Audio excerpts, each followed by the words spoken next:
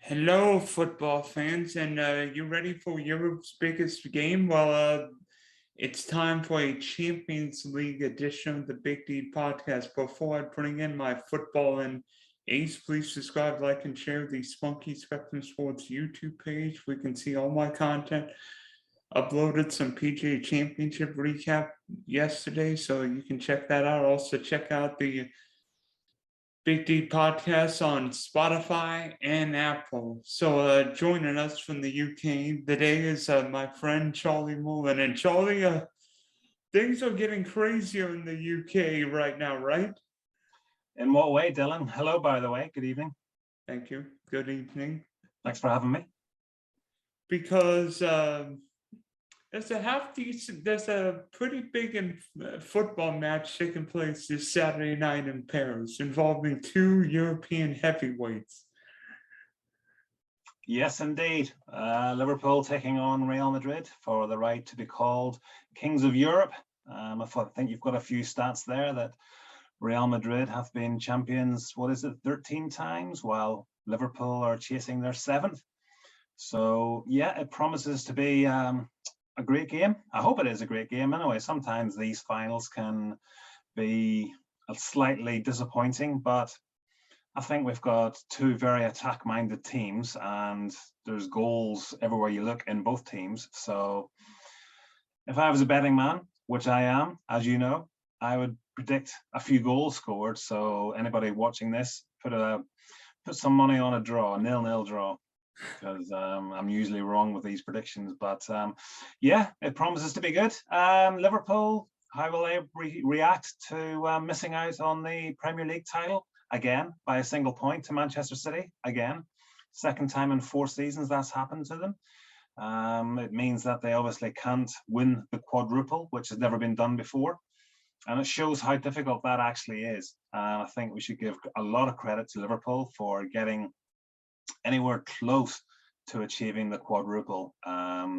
Even if they do go on and win the Champions League and they win 3 of the 4 trophies, it's a phenomenal season that they've had, and Jurgen Klopp deserves all the credit in the world for what he has achieved this year. Now, I'm going to say something to you here, Dylan, that you'll appreciate, I hope. Do you think Liverpool have done an LA Rams, and they've basically gone all in this season to strengthen their squad? Obviously, they brought in Diaz in January to give them 5 forwards, which is pretty much unheard of in these parts. So it reminds me of the Rams going all in to win the Super Bowl, giving up trade picks to sign big money free agents. So do you see the similarity there? Yes and no, but I think Liverpool would have gone after Luis Diaz anyway. I heard Spurs wanted to sign him in this summer, but I think Liverpool thought, you know what, with Salah, Firmino, and Mane getting up in age, we need some young, energetic pieces, and Luis Diaz can bring that. Plus, you could get, and plus, it's almost like you add not just a piece, but you take him away from somebody, because you imagine what Luis Diaz would have done with Harry Kane, home and son. Who's the Swede with Juve that Yes, Kulusevski. Kulusevski. You imagine what he'd do with Antonio Conte as his manager. Yeah, definitely.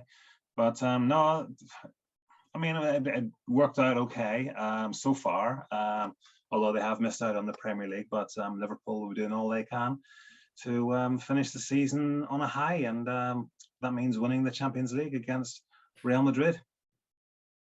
Yeah, and this will be the 3rd time that Real Madrid and Liverpool will meet in a Champions League final. The first was in Paris, 1981, where Liverpool beat Real Madrid 1-0. I was not around for that game in 92. Thanks for making me feel old. Yes, I was 11. Well, actually, I might have been 10, waiting to go on to become 11-year-old. But I do remember back in those days, we always did get the European Cup final live every Wednesday night. Obviously, now it's moved to a Saturday. Shows how old that I am. But as for the game itself, I don't remember much about it. I'd be lying if I said I did. Obviously, Liverpool were very dominant. at that time in the late 70s, early 80s, winning 4 European Cups, as they were called then.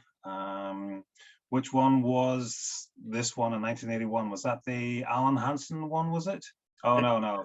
3-2, was it? Liverpool won? No, Liverpool won 1-0. Alan Kennedy scored a late Alan goal. Kennedy, yeah. And actually, they were questioning whether or not Alan Kennedy would even play in that game because he and Kenny Dalglish were hurt, as was Gabe Cunningham, the Real Madrid striker. Yeah. Well, it was at a time when English clubs were dominating Europe. Excuse me, Laurie Cunningham. Yes, Laurie Cunningham. Yeah. Great player, very good player. But that was at a time when English clubs ruled Europe, and in particular the European Cup. Liverpool won it, Nottingham Forest won it back-to-back years, Aston Villa won it. It's hard to believe now that Nottingham Forest have just returned to the Premier League. Well, actually, they haven't yet. They've got a chance to do that this weekend. They've got a chance to do that, yes, if they beat Huddersfield in the playoff final this weekend. So it's a massive day for sport over in these parts. But I'm sure you'll be following all the action very closely. Yeah, and then a few years ago, these two sides met in Kiev, and Real Madrid beat Liverpool 3-1. I remember that game because Mama Salah left in tears in the first half, and then Luis Karius made a couple of the biggest gaps in Champions League history, where he basically gifted the Los Blancos a few goals. Yes, and he's never been seen in this country since. But let's not take away from one of the best goals you'll ever see in the European Cup final, Champions League final, by Gareth Bale. An incredible strike. And who's to say that the stars aren't aligning for Gareth Bale to come off the bench this Saturday and do something similar, even though he is hated in Madrid, as the Welsh fans like to remind him. I think they've got a banner, well, several banners when Wales play. It says Bale, Wales, Golf, Madrid. That's his priorities. So, it would be very fitting if Gareth Bale did have a part to play in Saturday's final, but I don't think he will. I don't think he's fit enough. And Gareth Bale's done pretty well in Champions League finals. He scored the winner in 2014, the All Madrid derby, and scored both goals coming off the bench in Kiev. Mm-hmm. Yes, but there's a lot of talent ahead of him in that Real Madrid team. Obviously, Karim Benzema, he will be the danger man for Madrid this weekend. Did you mention Karim Benzema? How about this season? 42 goals, 15 in the Champions League, 10 in the knockout, including hat-tricks against PSG and Chelsea. Yeah, not bad, is it? Not a bad season. And you wonder how many more goals he would have had in previous seasons when he was playing under the shadow of Cristiano Ronaldo. But now that he's gone, he has the opportunity to flourish and shine, and he is taking the opportunity. And I think he's matured as a player and as a person as well. Obviously, there's been shenanigans off the pitch involving him, but he's concentrating on his football now. And with the World Cup coming up, it strengthens France's chances by Benzema playing at the best of his game. Yeah, you imagine France need any more talent up front.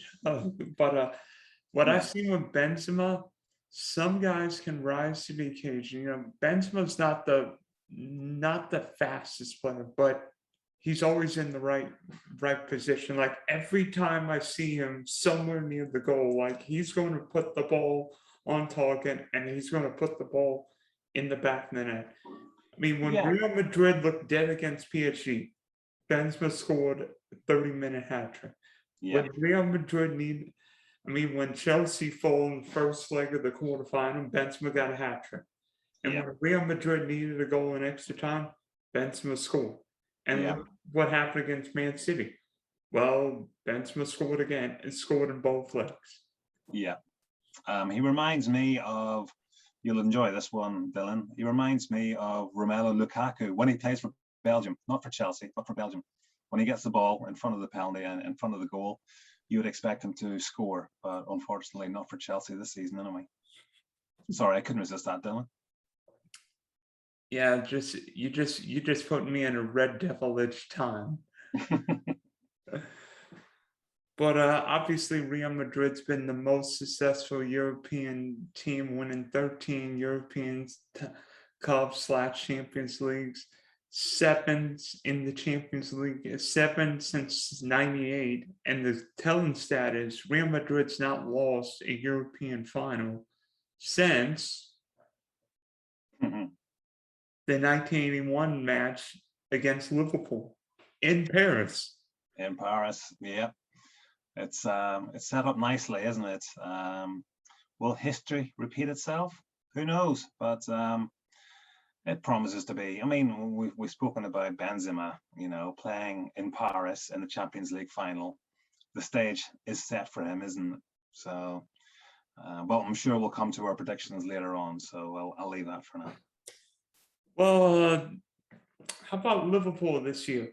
Won the Carbaro Cup or whatever it's called now, EFL Cup, League Cup, whatever it is. Won the FA Cup, 2nd in the Premier League. Now could win a Champions League. And the Reds have got a pretty good attack-minded player in Mohamed Salah. He scored 31 goals this year. Yep, he would have had a lot more if it hadn't have been for Diaz coming in. Obviously, that's taken away a bit of game time from Salah. Now, you mentioned how many goals Salah has scored. I'm not sure if you have it in your stats there, but I think he has only scored in 2 of his last 15 games for Liverpool. I know it was 1 in his last 14 before he struck his 23rd league goal of the season, which earned him a share of the Golden Boot Award with Son Heung-min of Tottenham. Yeah, and you know what's even a more befuddling stat? Out of those 31 goals, Salah scored 8 in the Champions League. How many of those goals have come in the knockout round?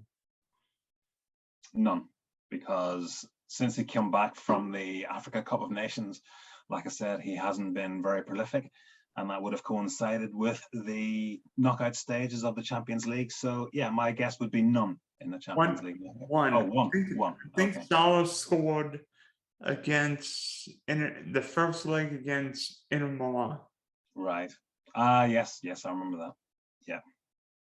Yeah. So he's not on form, but he has some revenge with Real Madrid, shall we say? So, but I think it was who was it who took him out of the game earlier on? Sergio Ramos. Who else would it be? That's it. Yes, now he's at PSG. That's correct. Yes. But I'm sure Real Madrid have another hitman lined up to take Salah out if they feel that way. Yeah, so what will it be, Nacho this time, or Quite possibly. The Europeans are good at hiding cynical fouling, shall we say? Yeah, how did Casemiro get away without a booking in the second leg against Man City? But we'll leave it up for another. Yeah, well, yeah.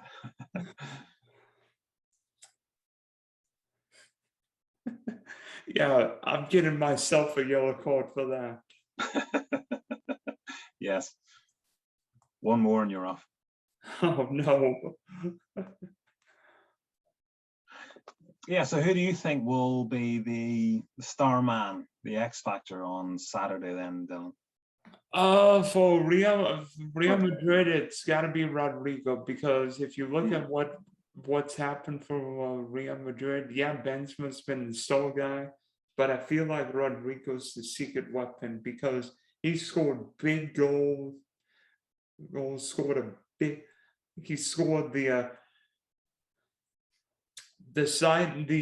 goal that gave that leveled up the Chelsea Real Madrid quarterfinal tie. Then he scored 2 goals to level up the Man City tie, and he also helped Real Madrid win the Liga. Yeah, I don't think it was a very strong La Liga to win this year.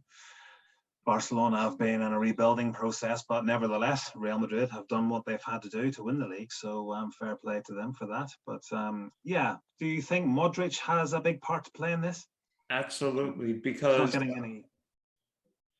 Yeah, he's not getting any younger, is he? But he can still keep things ticking over. He kind of is the heartbeat of that Real Madrid team, isn't he, in midfield? Luka Modric is like fine wine. Every time you think, I mean, he's just so much fun to watch. You know, he can put his boot on a ball and just find Benzema, find Rodrigo, find somebody, and then all of a sudden Real Madrid scoring. And I'm like, this guy's supposed to be 36, and yet he's playing like he did at the 2018 World Cup. Yeah, well, as I keep reminding myself as I approach my birthday, age is just a number. If you look after your body properly, like I do, obviously, you know, you can play as long as you can. Like we've seen Tom Brady do that, obviously. So yeah, Modric clearly is looking after himself. And yeah, I'm sure there's a year or two left in him, but he's certainly one player that I'll be looking out for. From Liverpool's point of view, it all depends on whether Virgil van Dijk is fit enough to play. It's very worrying that he missed the last two league games for Liverpool after coming off in the FA Cup final. But I'm sure that he'll be doing all he can to be fit for Saturday's game, and he needs to be fit because he's got his hands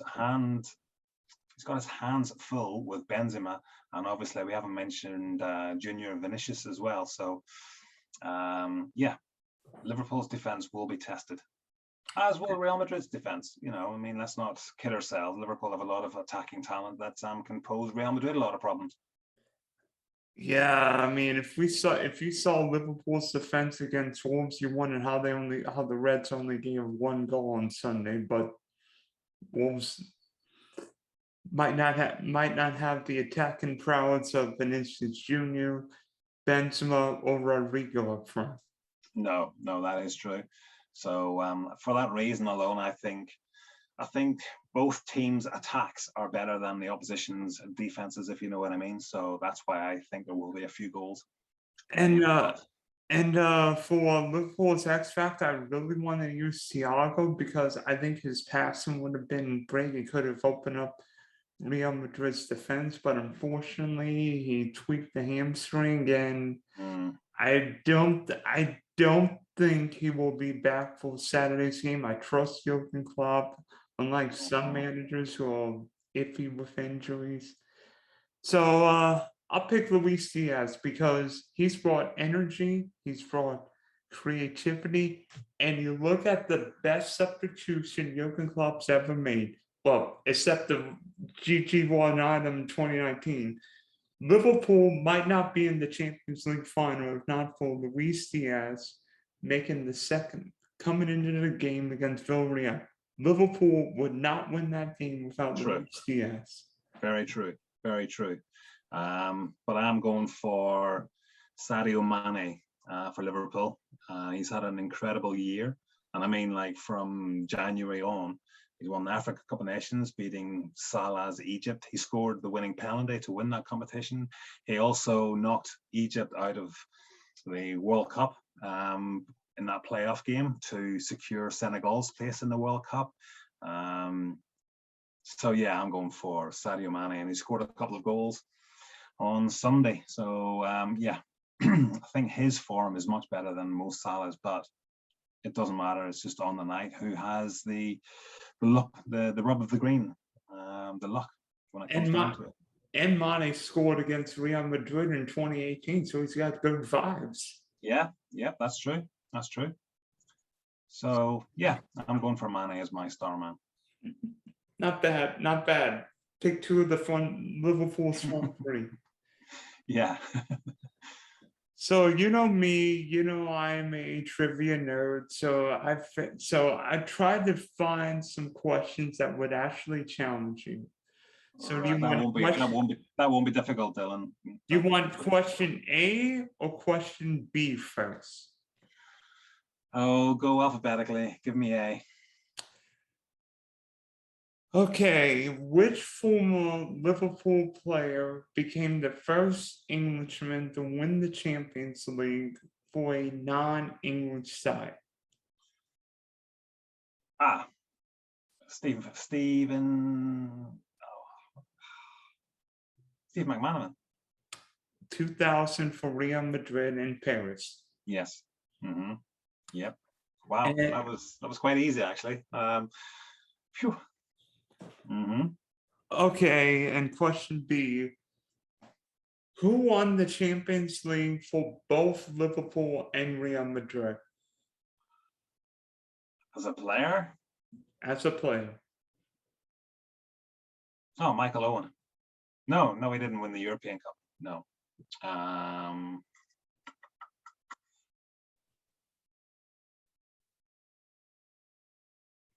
Ooh, what nationality?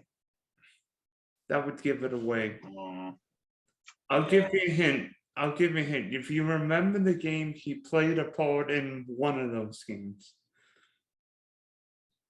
Oh, I'm struggling here, Dylan. I'll give you Think, that one. think Miracle in Istanbul. He got a penalty in one of those. Pepe Reina? No, yeah, Pepe Reina? Nope. He got a penalty. He took a penalty in one of those games, and not the shootout. I can see him now. God, midfielder. Alonso. Xabi Alonso, yes. Yes. Yeah, forgot about him. Yeah, Alonso was actually suspended for the 2014 Champions League final, but he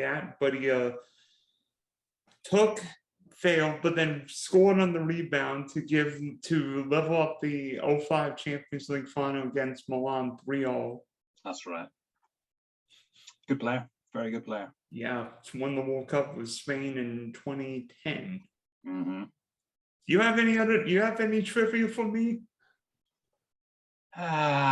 No, I don't. I normally do, but no.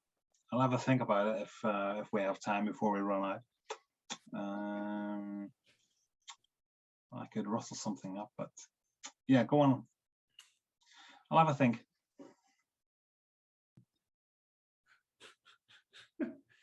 I didn't think I knew you would get one of them. I didn't think I would hope you wouldn't remember the second one. Yeah, no, Alonso slipped my mind, so he did. He ended up playing. I think he ended up playing for Pep his last couple of years with Bayern. Yes, yeah, I think he might have. Yep. Because yeah, Pep was in Germany. Yep.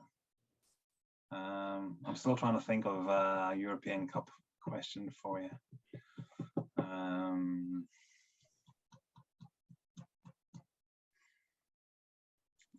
My head's scrambled with like all this Premier League stuff that I've been doing. No, I can't think of one, Dylan. That's okay. That's okay. That's why I got two. So ultimately, who do you think wins the Champions League on Saturday night? Will the Los Blancos win a 14th, or will the Reds win a lucky 7th? I am going to go for Liverpool winning. I think that they have had a tremendous season. And I know they had the disappointment at the weekend of losing out in the Premier League title, but I think they will bounce back. And I think when it comes to the European Cup, Liverpool have, so Real Madrid, but Liverpool have a rich history, and it means probably more, well, it means so much to them that I think they will come out on top on Saturday. It won't be by much, but maybe just one goal, but I still think there will be, I don't know, 3 or 4 goals in the match. I mean, Real Madrid's going through a juggernaut like few sides I can remember in Europe, with going through PSG, Chelsea, and Man City. And would you say Real Madrid's ridden a luck train? Yes, I would say that. But you make your own luck, don't you? And they've got a lot of players there that have a lot of big game experience. We've mentioned Modric and Benzema. So, I just hope it's a great, entertaining final.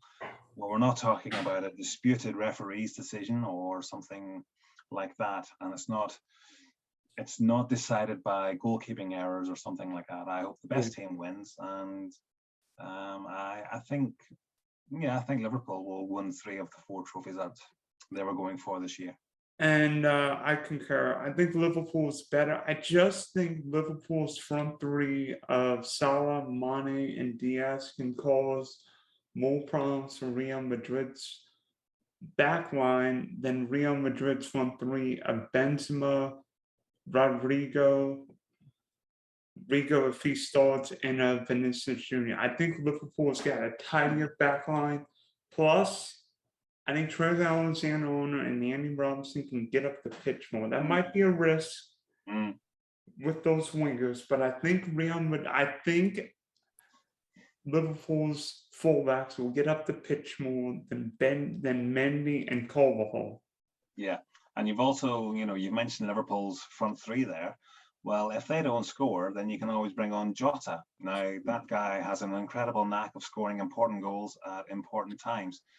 So, it's a fantastic luxury to have. I don't know if Firmino will be fit for the final. He too can produce a goal from anywhere, but, form suggests that it's going to be, he won't be on before Jota, even if he was fully fit. Jota will be the first substitution in the attacking sense for Liverpool. The only problem for Liverpool is that Divock Origi won't be available for the final. That'd be the secret weapon. Yeah, well, again, when you talk about massive goals for Liverpool in recent years, he's come up with his fair share. And again, that's a 6th striker that Liverpool have to choose from. Incredible attacking options for Jurgen Klopp. I just think it's going to be a tremendous final. You've got 2 European heavyweights. You've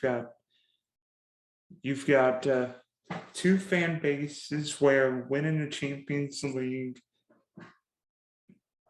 I wouldn't say it's boring, but it's become customary because Liverpool won in 2019. Real Madrid's won 4 in the last 8 years. Both these sides have been here before, and I think it's going to be a tremendous final. Hopefully Mohamed Salah plays all 90 minutes or 120 minutes and doesn't leave after 35 or whatever minutes like in 2018 again. Yeah, well, it wouldn't surprise me if it did go to extra time and possibly penalties. Hey, the way that Liverpool's done this year, it'll be a 0-0 and end up in a penalty shootout. Because that's where both of Liverpool's finals have been. Yeah, well, I'm here for that. I love my penalty shootouts. So yeah, if that's how it's decided, then yeah, bring it on. It will be Thibaut Courtois against Alisson facing each other, just like the League Cup, the Carabao Cup final. Yes. Yeah. Unless either manager decides to substitute the goalkeeper, especially for the shootout. I mean, really, come on, Chelsea, you're better than that. And by the way, Mendy stopped the penalty against Egypt twice. That's right. Yeah. So it promises to be, it's a perfect way to bring the curtain down on the football season, domestic football season, and then we can look ahead to a few international weeks. Yeah, with Nations League and all these international games all around the world. Yep. Yeah. So thanks for hopping on, Charlie, and I can't wait to see this game because unlike the last couple of Champions League finals that have been 1-0 games, I think we're going to get goals on Saturday night. I think there will, but I've been wrong before, as you well know. Unfortunately, I've been wrong on a few occasions myself. I still can't figure out Super Bowls. No. Maybe this year. Yeah. I know for a fact Miami Dolphins won't be in this year's Super Bowl. How do There you go. know? How do you know? Oh, I know. I know. You haven't been in a Super Bowl since 1984. Correct. Hey, that's more than my team. My Jags haven't been to a Super Bowl. No, that is true. That's true. Yeah, and it's You still haven't annoying. gone to an AFC championship game. We've been to, I think, 3 AFC championship games. All right. Lost them all. Hmm. 2 to New England and then 1 to the Titans. All right. Yeah. Tom Brady broke my heart.